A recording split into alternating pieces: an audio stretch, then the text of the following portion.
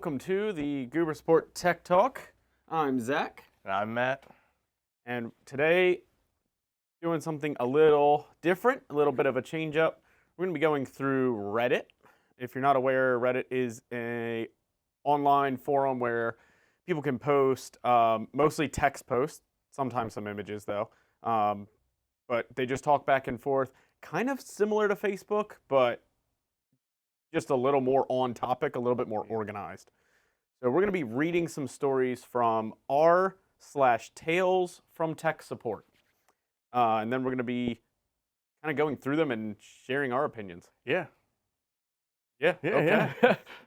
All right. So no sense of wasting time. Let's jump right into the first one. 10 years of IT 100% satisfied rating ruined. So I'm just going to read this real quick. This is from JC3RNA on Reddit. This is going to be a short story today.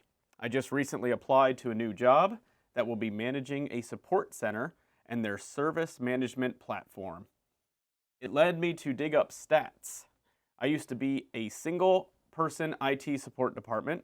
Because of my very demanding job, I had set up Zendesk to help keep track of all of the requests and had set up an automation to close tickets and send me a survey. Survey was simple thumbs up or thumbs down. Optionally, users could write a note. We use a very similar system. So I was reading through thousands of these, and most were really simple. Thanks, or you're awesome, etc. However, some would take the time to praise my efforts. It was really good to go back and read these until ... It was such a simple ticket. Printer not working. I responded to it within 2 hours. It was fixed within 5 minutes.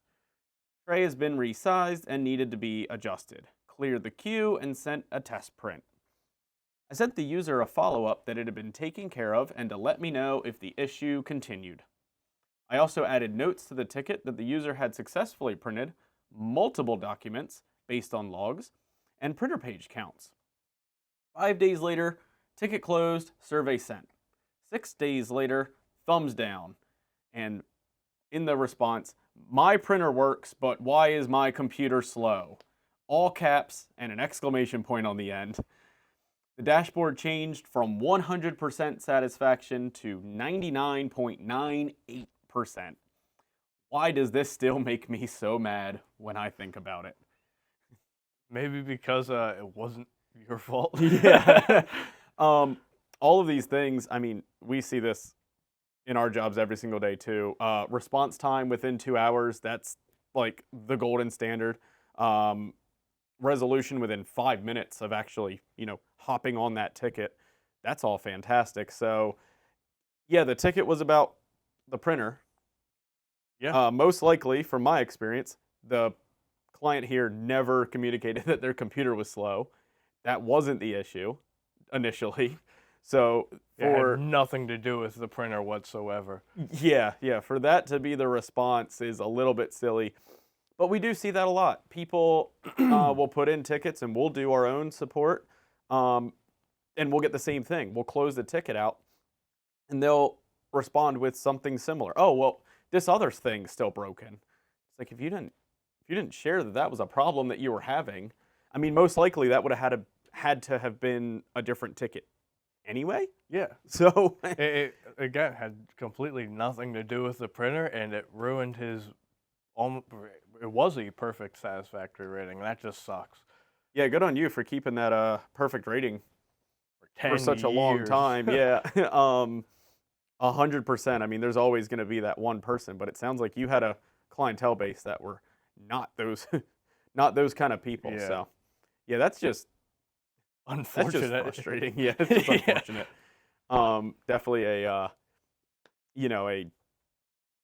can't please everybody. So, not much more to say on that one, but just a kind of funny story from the web there. Can't really do anything about it. Now we're gonna jump over to Shoot It to the Moon, and that is shoot with zeros instead of the O's. A quote-unquote server support call. Let's hear what they had to say. I work for my local MSP. Hey, that's us. And I encountered the biggest cluster I've ever come across, and I had to share. I got a call about a down server from a company who was not one of our clients. I was expecting it to be a pretty easy call, and boy was I mistaken. The further into the on-site call I got, the worse it would get. The server was actually a quote-unquote server, a 10-year-old desktop with Windows Server 2019 installed on it. Side note, not in the post, but I'm surprised it even had Server 2019 on it. Most of the ones we deal with are still using just straight up Windows, so at least he had that going for it. Yeah. back to the post here. Windows would not boot. I tried to repair the install and was unable to fix it. Then I checked out DiskPart, which is a built-in tool for Windows, and noticed that they also had a Windows software RAID. One of the drives had died, and the RAID was degraded as well. Again, quick side note, a RAID, it takes all of your drives that are on the computer and organizes them in a way that they show up and work as basically one drive. There's different ways to do that, and you can get a lot more in the weeds on that, but that's the basic principle there. I got a hold of the backups. Not only did it use a backup software we had never heard of, the backups were being done by an employee with no backup or no server experience. They would just plug a USB drive into the server and unplug it to bring it home at the end of each day. It was only doing file level backups, and after waiting an hour for the encryption password that nobody had, I finally got access to it. The only backup was from August of 2022 I was trying to see if there was a date on this to see what the time frame was there, but let's assume it was probably a while ago. At least a few months. Yeah. The only backup was from August of 2022, and the software was unable to scan or restore any of the data in it. So I reinstalled the server from scratch. While that was happening, I managed to extract the CRM backups off the operating system drive, but the last backup was January 8th. Their CRM is for customer management, financials, and inventory. So basically, CRM, any customer-facing company, that's like the bread and butter of your business. That's how you get a hold of everybody, how you send out bills, how you manage contacts, all of that. So this is the important stuff, a really big deal. The person doing the backups had a backup of the CRM from yesterday, but he stored it on the RAID. Now they're moving to Azure in 2 months. All that means is that they're going to move it up to the cloud instead of being in their back closet or wherever this was. And they are decommissioning their quote-unquote server at that time. Being Active Directory has been blown away. I had to remove all of the clients from the failed domain. My only saving grace was that everyone had domain administrator credentials, and then they emphasize everyone. Everybody was an administrator in this quote-unquote domain. So now I have a fresh server, 2019 install, but a broken RAID 5. I had to wait 12 hours to scan and map the broken RAID, to then write the array to a completely empty drive. All of the company's data was on this software RAID, all of it. They had no working backup.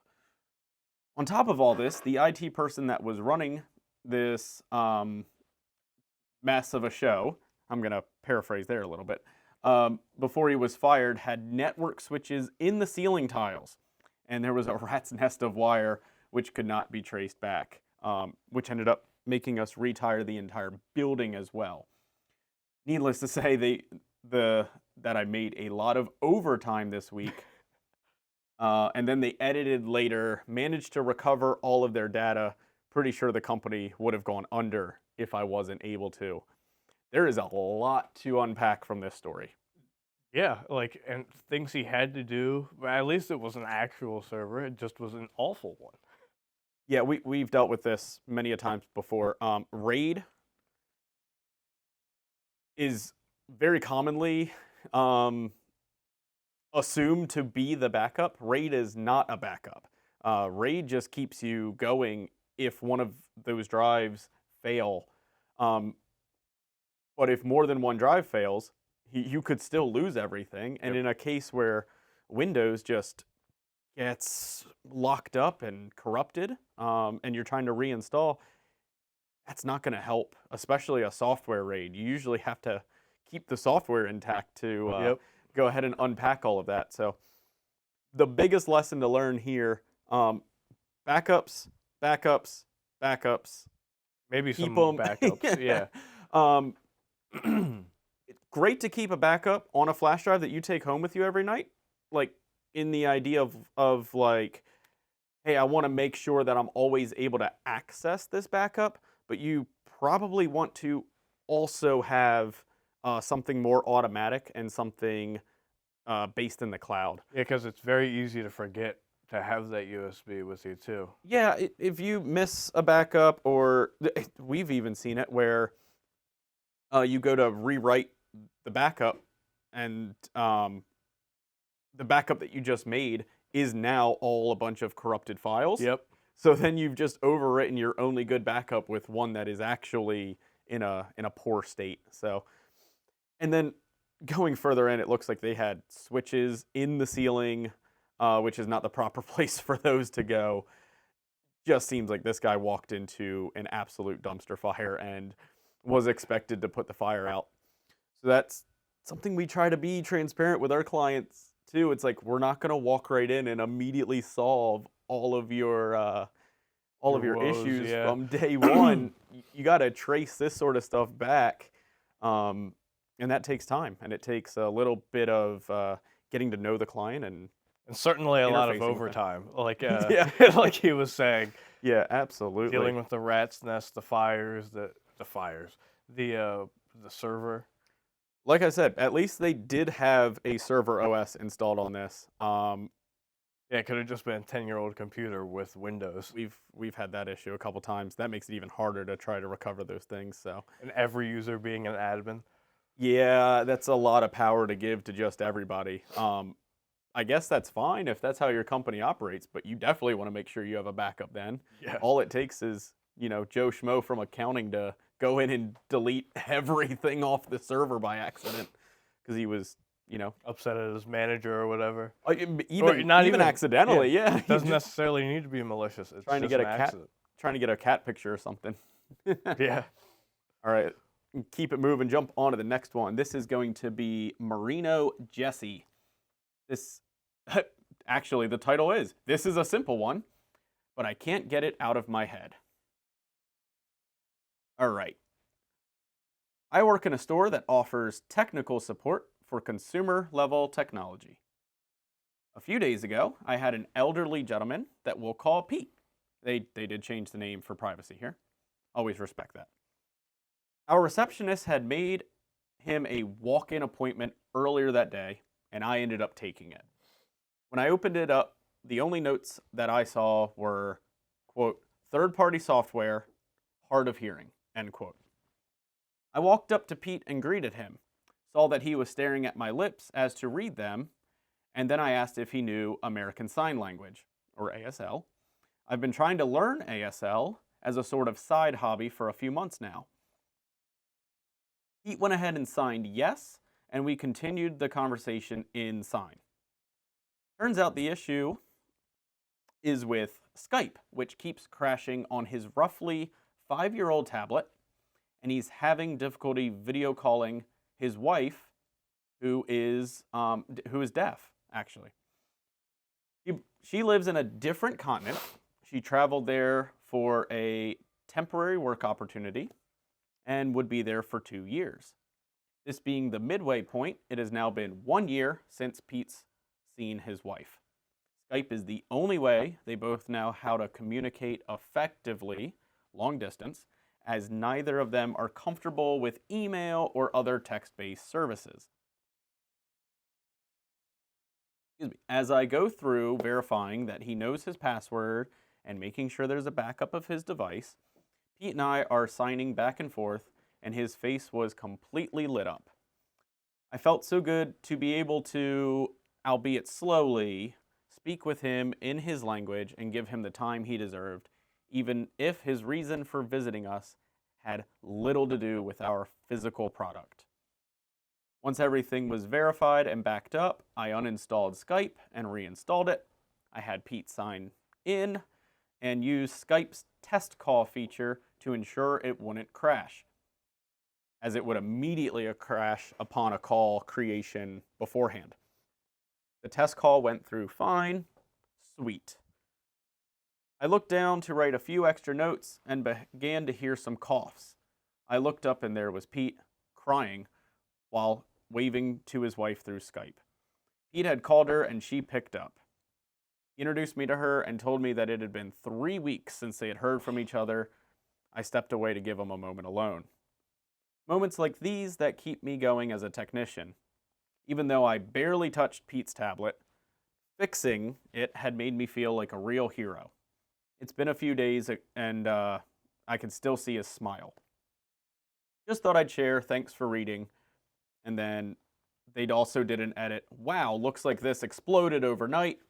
Thank you for all your kind words. Seeing the response I've gotten from you has made this experience even better. You guys are an amazing community. You gotta put in a little bit of a wholesome one there. Yeah, like Pete went looking for help. He'd been struggling to find something for at least 3 weeks. He hadn't been able to talk to his significant other, and finally was able to. That's just great to hear. Yeah, COVID has really changed our mentality on work from home and long distance communications and everything. This was posted 7 years ago to the Tales from Tech Support. So most likely this was before Zoom. FaceTime was around, but it probably wasn't as big of a deal. Teams, all of these different softwares and services that we have to be able to do long distance digital communication. For a time, Skype was the big deal. It was the way to do these outside things. of like the text-based options. Yeah, it was Skype, and it wasn't working. Yeah, that's a tough one. Ironically, all he needed was a reinstall of the application, which is common. If it's usually the first step. If it doesn't work, 1, turn it off and back on. 2, uninstall and reinstall. So it sounds like this technician did everything right, but yeah, just learning sign language as a side hobby and able to interface with the client a little bit better because of that. And it's just little things like that that I think everybody can kind of keep in mind. Provide a little bit of extra support and just make sure everybody goes home feeling happy. I mean, especially Pete. Yeah. All around wholesome story. So moving on to the next one. This is from, I'm going to assume it's Devil OTX.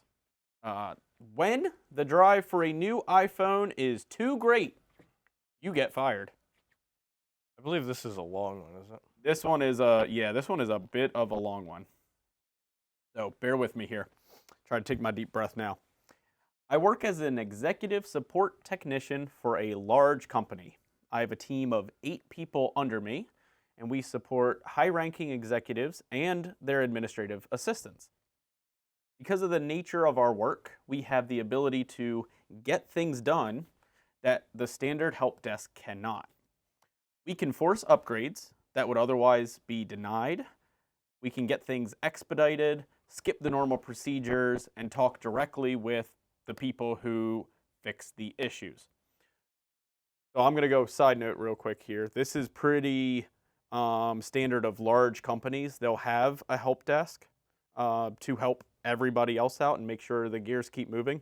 But then you'll see kind of like this elite team. This is like the SEAL Team 6 of tech support here. They get to cut through some red tape. They don't have to worry about getting things approved. It's like when they get called, they answer. So this is for all of the high-level people at this company. And that's a pretty standard organization that you see. Back to the story here. While we are executive support, there are still levels when the CEO is in town, one of us is camped outside wherever he might be in case there is any sort of issue. So, yeah, just follow the CEO around. That's, yeah. For lower people, we make sure things get done as quick as possible, but it's not a drop everything situation. They're probably still screaming at them, hey, Yeah. put a ticket in. As we prepared for the releases of new iPhones, we braced for the flood of, quote, I need this, that inevitably happens. Hey, we all like our new shiny toys, right? Yeah. We slot in orders immediately for the top of the pyramid guys, and then we work our way down, replacing or sometimes having to tell them, hey, you gotta wait because the device they have is too new to warrant replacing. So on Monday, the executive assistant of a lower end executive put in a request to get both herself and the new exec new 256 gigabyte iPhone X's. Oh, iPhone X is from a couple years ago too. The exec was put on the approval list with a wait, but the executive assistant was denied. She had just been issued an iPhone 7 a few months ago, and she began to complain about, quote, I have to support him, so I need to have the exact same phone. Yada, yada, yada. Yeah. Still denied. On Tuesday, they get a On Tuesday, I get a ticket from the executive assistant. The iPhone will not turn on, require replacement with an attached ticket for iPhone X request. I sent one of my drones out to investigate and immediately get a text saying I have to get out there. I get out there and the iPhone is wet. Not just wet, but dripping wet, like it had just been pulled out of a glass of water, wet with a screen that could only be called heavily cracked. The executive assistant states, I was just using it and it fell into my water bottle. Oh, yeah.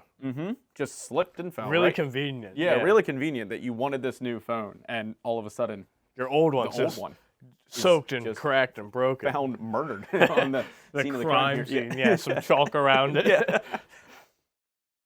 So we take the phone back to our area, and I've called my manager over, and we explain it. It's obvious what has happened. We've toweled it off, and when we turn it over, water drizzles out of the cracked screen. Well, as luck would have it, we have spares. So I pluck a nice 64 gig rose gold iPhone 6S that was returned when the previous owner departed the company.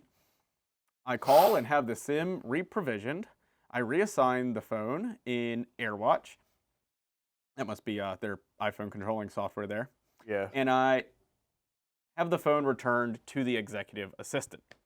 10 minutes later, said executive assistant is at our door ranting, screaming, saying that she can't work like this. She needs a new phone, and if we don't give her one, the executive, again, not named here for privacy, will make us give her a new one.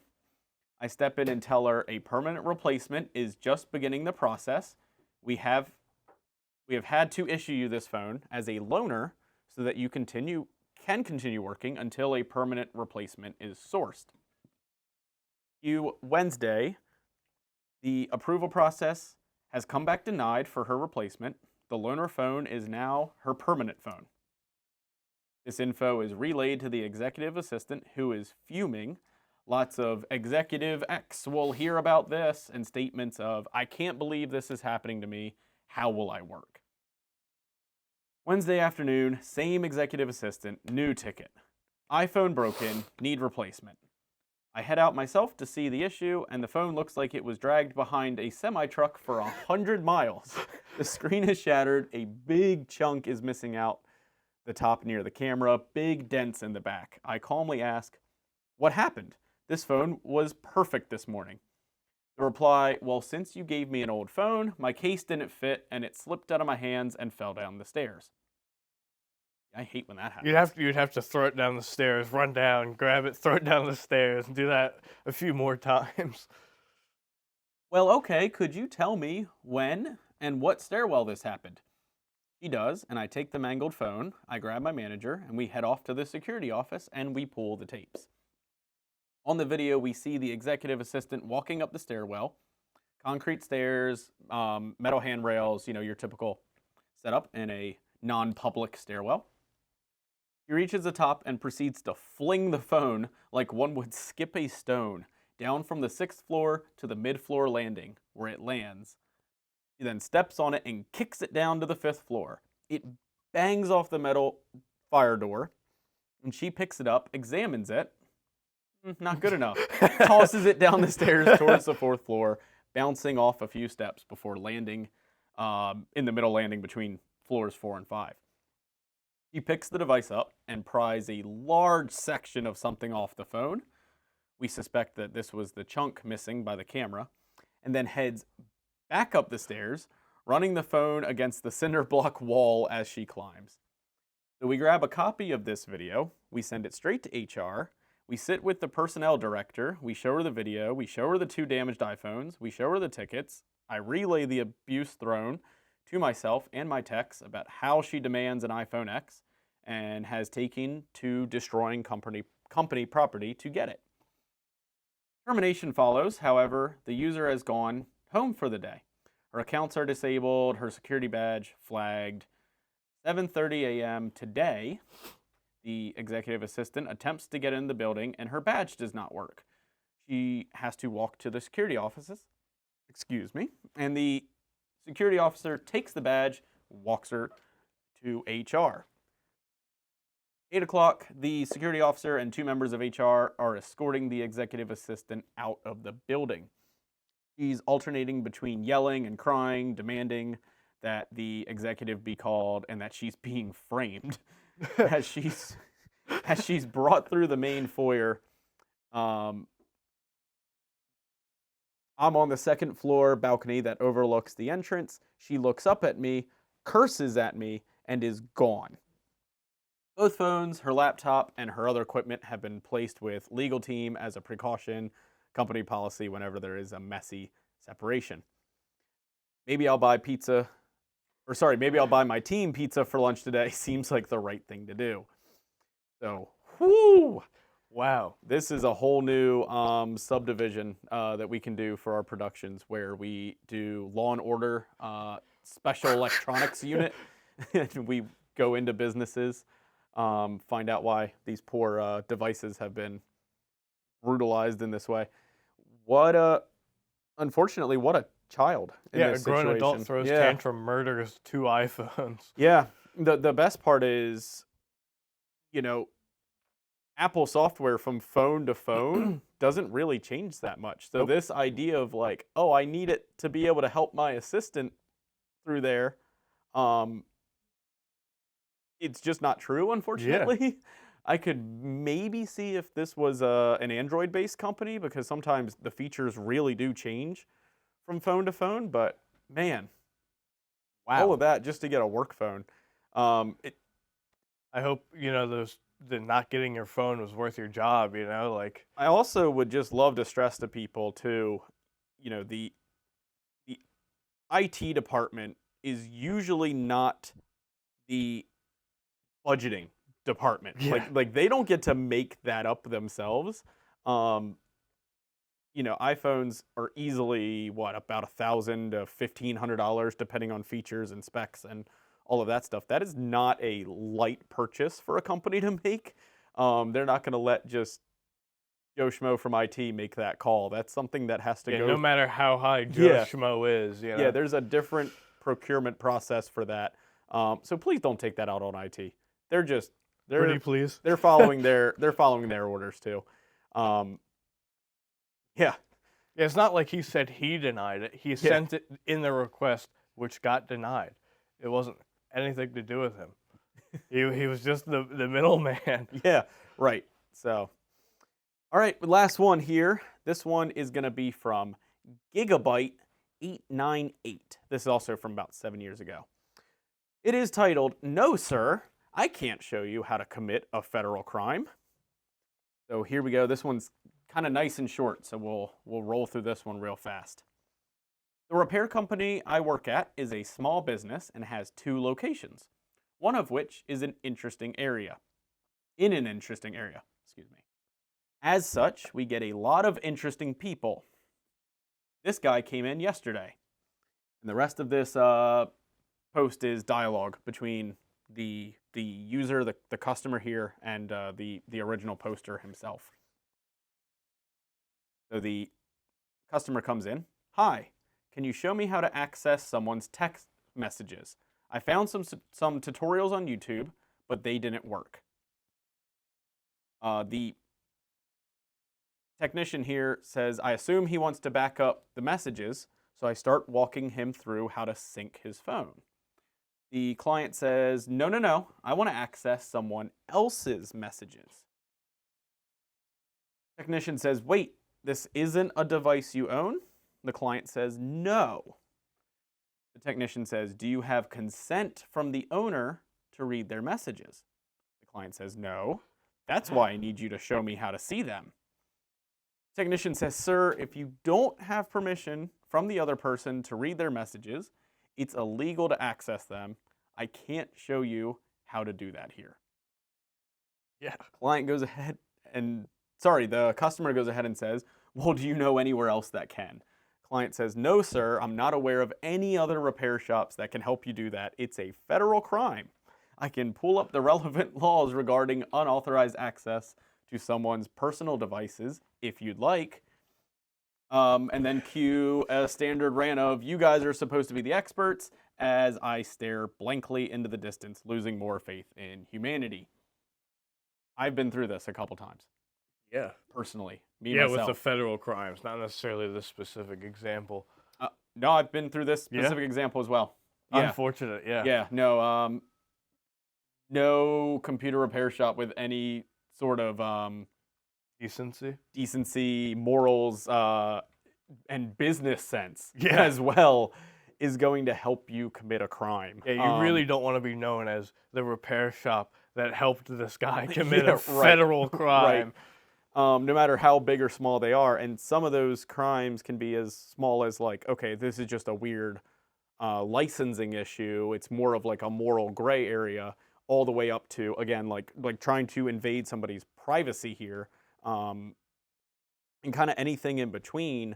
I know that we've had people ask to help them pirate movies and TV shows online. It's like, unfortunately, if your mind is set on doing something like that, that's a road you kind of have to take yourself. It does require some technical know-how to pull that sort of thing off, and nobody, again, with any sort of reputation is going to be able to help you in that journey. So, you're not wanting to risk their own reputation, aside from the consequences beyond that. Yeah. If you don't know that a thing is illegal, like that's a it's one thing to bring up a question that you didn't realize was illegal. That's why you go to an expert, right? When you don't know. But once that technician has then told you, okay, no, this is illegal, we can't really do this, this is kind of against our policy, you have to know to just back off at that point instead of trying to argue with them. I mean, this guy, you're supposed to be the expert, so he immediately insults their intelligence. Even if they knew how to go see somebody else's text messages, that's not their job, that's not in their kind of like job scope as a thing here. So, and they did know that it was against the law. Like they did know. Yeah, this one is pretty obvious. Like I said, some certain situations it's a little bit of a gray area. I could see somebody possibly being a bit confused on whether or not that is truly illegal or not. But there you go. Hey, this is illegal. You're dumb. Yeah. It doesn't work out real well. No, it's not going to make you look like a very smart person. So if you end up in that situation yourself, take the lumps and go, sorry, my bad, didn't realize that, and walk away. Yeah. You're like, didn't know it was illegal. Sorry. Whoops, didn't mean to ask you to do that. Well, I hope you enjoyed this kind of like whirlwind of stories from the tech world. It's always, we wanted to do something like this, but we wanted to make sure we weren't sharing too close to our own stories, just so we could have a level of separation there. We don't want to air out any of our own clients. But hopefully this was kind of like fun and just a bit lighthearted. We had some wholesome ones in there. We also had some ones that you can kind of just laugh at the person in question and make fun of them. So Poor Pete. yeah, poor Pete. But Yeah, I mean, actually, kind of good for him. It's been over a year. Hopefully, he's back with his wife, and they're able to see each other face to face now.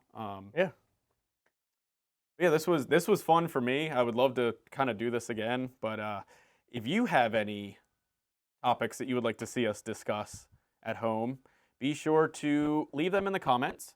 You can also find Goober Support on just about every social media platform. I'm sure we're going to have a link tree down below that you can follow along.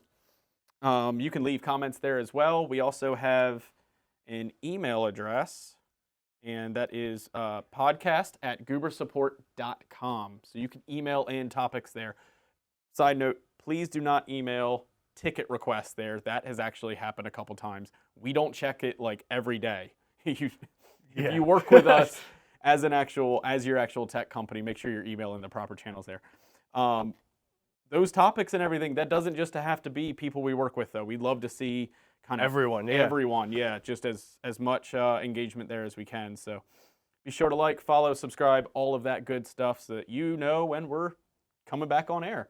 Hopefully this is one of our last kind of like pre-recorded test episodes. So hopefully getting a lot more interactive in the future to come. So thank you guys so much for watching. Have a good weekend.